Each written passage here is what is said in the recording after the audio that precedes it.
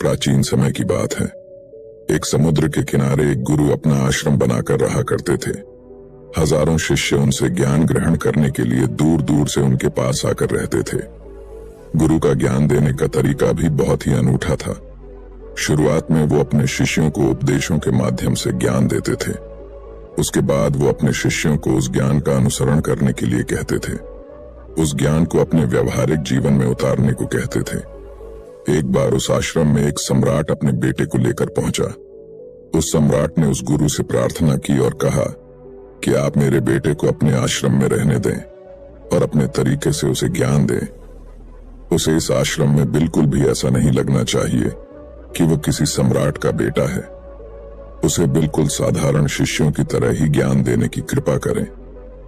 गुरु ने मुस्कुराते हुए कहा कि सम्राट ज्ञान इसी तरीके से लिया जा सकता है। अगर तुम अपने आप को दूसरों से महान समझोगे तो तुम ज्ञान ग्रहण नहीं कर पाओगे।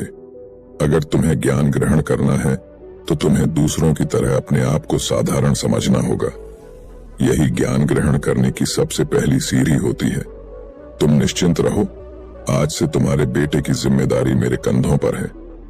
यह कहकर गुरु सम्राट के बेटे को अपने साथ लेकर समुद्र के किनारे टहलने के लिए निकल गए। आश्रम के बाकी सभी बच्चे उस सम्राट को देख रहे थे। सम्राट अपने बेटे को अपने रथ पर बिठाकर लाया था, जिससे सभी बच्चे समझ गए थे कि यह बच्चा सम्राट का बेटा है। इसी वजह से आश्रम के सभी बच्चे सम्राट के बेटे की तरफ आकर्षित हो गए थे। जब गुरु सम्राट के बेटे को लेकर समुद्र पर टहल रहे थे तो सम्राट का बेटा अचानक फूट फूट कर रोने लगा, क्योंकि अभी वो सिर्फ 12 वर्ष का था और 12 वर्ष की आयु में उसके पिता उसे अपने से दूर करके चले गए थे। ये सदमा वो बच्चा सहन नहीं कर पा रहा था। वो नहीं समझ पा रहा था कि उसके पिता उसकी भलाई के लिए उसे उस गुरु के पास करके गए हैं। उसे रोते हुए देखकर गुरु ने कहा कि बेटा, मैं तुम्हें चुप नहीं करूंगा। हो सकता है कि आज मैं तुम्हारे आंसू पोंछ दूं, लेकिन कल तुम फिर अपने आप को अकेला पाओगे। याद रखना, जीवन में इंसान अकेला आता है और अकेला ही जाता है। जितनी जल्दी जो इंसान इस बात को समझ लेता है, वो उतनी जल्दी आत्मज्ञान के रास्ते पर निकल जाता है। गुरु ने अपनी बात आगे बढ़ाते हुए कहा कि जो इंसान अकेला रहना सीख लेता है, वही खुद से प्यार कर पाता है, और जो खुद से प्यार करना जानता है, वो किसी के भी जाने का अफसोस नहीं करता, क्योंकि वो खुद से ही प्यार करता है। धीरे धीरे तुम आश्रम के माहौल में ढल जाओगे। शुरुआत में तुम्हें समस्या आ सकती है, लेकिन कुछ दिनों के बाद तुम इसे आत्मसात कर लोगे। उसके बाद तुम्हें यही जगह बहुत अच्छी लगने लगेंगी। ये जगह तुम्हें अपने महल जैसी लगने लगेंगी। संध्या हो चली थी।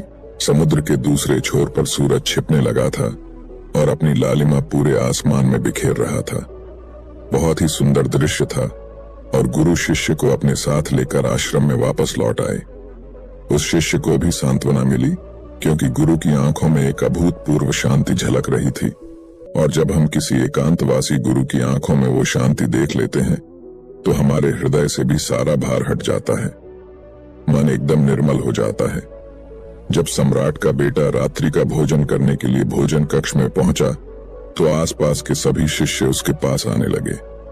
उन सभी को पता था कि यह सम्राट का बेटा है और अगर हम इससे दोस्ती कर लेते हैं तो उससे हमारा बहुत फायदा होने वाला है। यही सोचकर आश्रम के ज्यादातर शिष्यों ने उसे घेर लिया था। बस कुछ बच्चे जो अकेले रहने का महत्व समझते थे, जो दिखावे में विश्वास नहीं करते थे, वो उस सम्राट के बेटे के पास जाने की बजाय अपना पूरा ध्यान खाने पर लगा रहे थे और एकांत में बैठकर अपना भोजन कर रहे थे। कुछ दिनों के बाद सम्राट के बेटे की आश्रम के ज्यादातर बच्चों के साथ दोस्ती हो गई। अब वो आश्रम में उन बच्चों के साथ घूमता, उन्हीं के साथ अपना ज्यादातर समय बिताता। आखिरकार वह सम्राट का बेटा था। सुख सुविधाओं में पला हुआ था। आसपास बहुत से दास और दासियां होते थे। आसपास अपने मित्रों से घिरे होना, वही दिनचर्या उसने इस आश्रम में भी अपना ली थी। ऐसा नहीं था कि गुरु को यह सब पता नहीं था, पर गुरु उसे अलग तरीके से ध्यान देना चाहते थे। बच्चों को ज्ञान आप उपदेश देकर नहीं दे सकते, उन्हें साक्षात्कार कराना होता है। उसके बाद उन्हें वो बात समझ आती है जो आप समझाना चाहते हैं। गुरु को ये बात पता थी कि अगर मैं इसे बोलकर बताऊंगा तो ये कभी समझ नहीं पाएगा। मुझे ऐसे दिखाना होगा। इसे एहसास कराना होगा कि अकेले रहकर तुम अपनी शक्तियों को जान पाओगे। ये सीख देने के लिए गुरु एक दिन उस शिष्य को अपने साथ एक ऊंची चोटी पर ले गए। चोटी पर पहुंचकर गुरु ने उसे शिष्य से कहा कि अब तुम्हारा ज्ञान पूरा हो चुका है, बस एक आखिरी रात तुम्हें यहाँ पर बितानी होगी। उसके बाद अगले दिन शाम को मैं तुम्हारे राजमहल में तुमको पहुंचा दूंगा। वो बच्चा तो ये सुनकर बहुत खुश हो गया कि अब मैं वापस अपने राजमहल चला जाऊंगा। फिर से मेरे दास और दासियां, सारी भोग की वस्तु ये मेरे पास होंगी। उस शिष्य ने गुरु से पूछा कि गुरुजी, मुझे आज रात आप यहाँ चोटी पर क्यों रहने को कह रहे हैं? आखिर मुझे कौन सा आखिरी ज्ञान यहाँ से मिलेगा? गुरु ने मुस्कुराते हुए कहा कि यहाँ पर चट्टान के पीछे तुम्हें छिपकर बैठना होगा। यहाँ पर रोज रात को एक बाज आता है। बाज को देखना है, बहुत गौर से देखना है, हर गतिविधि देखनी है, और उस बाज को देखने के बाद अगले दिन अगर तुम उस बाज की खूबियां मुझे बता पाए तो मैं तुम्हें तुम्हारे राजमहल वापस भिजवा दूंगा। और हाँ, सुबह आने से पहले एक बात पर और ध्यान देना है। एक चरवाहा यहाँ पर अपनी बकरियों को चराने के लिए आता है। तुम्हें उन बकरियों की गतिविधियां भी देखनी है। याद रखना, बाज की गतिविधि रात को और बकरियों की गतिविधि सुबह।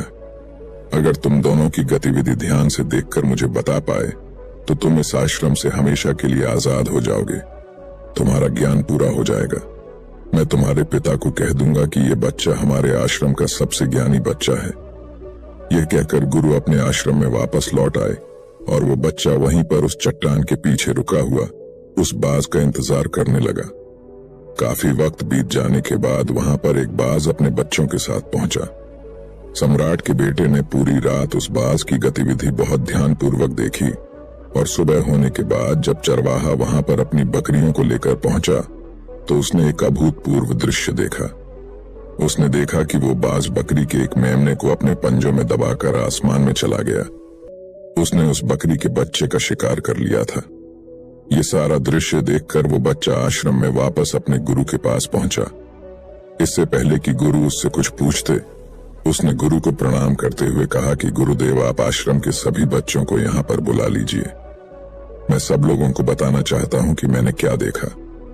जब आश्रम के सभी बच्चे वहां पर पहुंच गए तो उस सम्राट के बेटे ने कहना शुरू किया कि मैंने अपने जीवन में बहुत से पक्षियों को देखा है, लेकिन बाज उन सभी पक्षियों में से सबसे अद्भुत और सबसे अलग होता है। उदाहरण के लिए एक तोता हम सभी ने देखा है। तोता बोलता तो बहुत है, लेकिन कभी ऊंचा आसमान में नहीं जा पाता। लेकिन एक बाज जो कि हर समय शांत रहता है, वो आकाश को भी छू सकता है। उसमें आकाश को छू लेने का सामर्थ्य होता है। जब भी एक बाज अपने शिकार को निश्चित कर लेता है तो वह उसी शिकार पर अपनी नजरें लगाए रहता है, चाहे वो कितनी भी ऊंचाई पर क्यों ना हो, चाहे कितना भी खतरनाक तूफान क्यों ना आ जाए, लेकिन उसकी नजर हमेशा अपने लक्ष्य पर स्थिर रहती है। आज सुबह जिस बाज को मैंने देखा, उसने हर बकरी को अपना शिकार नहीं बनाया, बल्कि उस बकरी के झुंड में से उसने उस बकरी के मेमने को अपना शिकार बनाया। पहली बात, उस बाज की तरह हमें भी अपना ध्यान अपने एक ही लक्ष्य पर स्थिर रखना चाहिए, चाहे कितनी भी रुकावट क्यों ना आए। हमें अपना लक्ष्य स्पष्ट दिखाई देना चाहिए, पर पूरी एकाग्रता के साथ ध्यान देना चाहिए। तीसरी बात जो मैंने उस बाज से सीखी और जो हम सभी को सीखनी चाहिए, वह यह है कि बाज कभी भी दूसरे पक्षी के साथ नहीं रहता। वो हमेशा आकाश में अकेला रहता है। इससे हमें यह सीख लेनी चाहिए कि हमें कभी भी छोटी सोच वाले लोगों के साथ नहीं रहना चाहिए। आखिरकार हम भी वही बन जाते हैं जिनके साथ हम रहते हैं। इसीलिए या तो महान सोच वालों के साथ रहो या फिर अकेले, क्योंकि जब हम अकेले रहते हैं तभी हम खुद की ताकत और खुद की कमजोरियों को जान पाते हैं। कमजोरियों को जानकर उनको दूर कर सकते हैं और अपनी ताकत को जानकर उसका सही इस्तेमाल कर सकते हैं। लेकिन वो तभी संभव होगा जब हम अकेले रहना सीखेंगे। चौथी सीख जो हमें एक बाज से लेनी चाहिए कि एक बाज हमेशा अपनी सीमाओं से ऊपर रहता है। जब तूफान आता है तो हर एक पक्षी अपने घोंसले की तरफ भागता है, खुद को छुपाने की जगह ढूंढता है, लेकिन बाज ऐसा कुछ भी नहीं करता। वो खुद की सीमाओं को हटाकर बादलों से भी ऊपर जाने का प्रयास करता है। हवाएं उसे धक्का मारती है, पंख उसके भारी हो जाते हैं, पानी और धूल की वजह से कुछ दिखाई नहीं देता, लेकिन वो फिर भी आसमान की तरफ जाता रहता है और अंततः बादलों से भी ऊपर निकल जाता है और वहां तब तक ऊपर जाता रहता है जब तक मौसम ठीक नहीं हो जाता। अपनी सीमाओं को सिर्फ इसलिए हटा पाता है क्योंकि वो समस्या के आने पर उससे घबराता नहीं है, उसे डर कर बचने का प्रयास नहीं करता, बल्कि एक सकारात्मक नजरिए के साथ उसका सामना करता है। जीवन में चाहे कितनी भी रुकावटें क्यों ना आए, हमें उन रुकावटों को हराना चाहिए, न कि उनसे डर कर कहीं छुप कर बैठना चाहिए। बहादुर तो वो लोग होते हैं जो तूफानों से टकरा जाते हैं, कायर तो अपने घर में, अपने घोंसले में, अपनी जगह में आराम से बैठ जाते हैं। पांचवी बात जो हमें एक बात से सीखनी चाहिए कि बाज कभी भी अपने घोंसले में घास के कोमल तिनके नहीं रखता। जो तिनके कोमल होते जाते हैं वो उन्हें निकाल कर फेंकता रहता है। उसी तरह चाहे कितनी भी आरामदायक जिंदगी आपको मिली हो, लेकिन उस आराम से ऊपर उठकर अपने आलस्य को हटाकर जीवन में मेहनत करते रहना चाहिए। जीवन में पसीना बहाना चाहिए, शारीरिक मेहनत करनी चाहिए। अपने घोंसले से कोमल तिनके उठाकर फेंक दो और आज ही अपने आलस्य को हटाकर निकलो। हर दिन अपने आप को चुनौतियां दो, हर दिन मुश्किलों का सामना करो, क्योंकि वही मुश्किलें तुम्हें मजबूत बनाएंगी। जंगल के राजा शेर को भी झुंड बनाकर शिकार करते हुए देखा जा सकता है, लेकिन बाज हमेशा अकेला शिकार करता है, क्योंकि वो जानता है कि झुंड में रहना हौसला तो देती है मगर साहस छीन लेती है। आदमी को हमेशा अकेले ही आगे जाना होता है। यही कारण होता है कि वो जल, थल और नभ सभी जगहों पर अपने शिकार का परचम लहरा सकता है। बाज की उम्र लगभग 70 साल की होती है, लेकिन 40 साल में ही उसका शरीर पुराना हो जाता है। नाखून उसके पैरों में धंसने लगते हैं, पंख उसके शरीर में चिपक जाते हैं, उसकी चोंच खराब हो जाती है, उसका शरीर भारी हो जाता है। ऐसी स्थिति में शिकार करना तो क्या, जीने की भी हालत नहीं रहती उसकी। ऐसे में उसके पास सिर्फ 2 विकल्प होते हैं। पहला, या तो वह खुद की इस अवस्था को स्वीकार कर लें और भूखा प्यासा मर जाए, किसी दूसरे जानवर का शिकार बन जाए, और दूसरा विकल्प यह होता है कि वो 6 महीने एक बहुत ही दर्दनाक प्रक्रिया से गुजरे और खुद को फिर से पहले जैसा मजबूत बना ले। लेकिन बाज दूसरा विकल्प चुनता है। इसके लिए वो खुद को एक बहुत ही ऊंचे चोटी पर ले जाता है, जहां वह पहले अपने सारे पंख खींच खींच कर निकालता है और फिर चट्टान पर पैर मार मार कर अपने पंजे कुतर देता है। उसके बाद उसी चट्टान पर अपनी चोंच को पटक पटक कर पुराना हिस्सा निकाल देता है और इस लहूलुहान अवस्था में खुद को दूसरे जानवरों से छुपाता फिरता है। अगले 6 महीने तक वो इसी दर्दनाक प्रक्रिया से गुजरता है और इंतजार करता है नए चोंच, नए पंखों का। तब फिर वो अपनी नई जिंदगी शुरू करता है और निकल जाता है अपने शिकार पर और अगले 30 सालों तक फिर से राज करता है। इसीलिए समय आने पर हमें भी अपनी पुरानी आदतों को त्यागना होता है और कुछ नया सीखना होता है।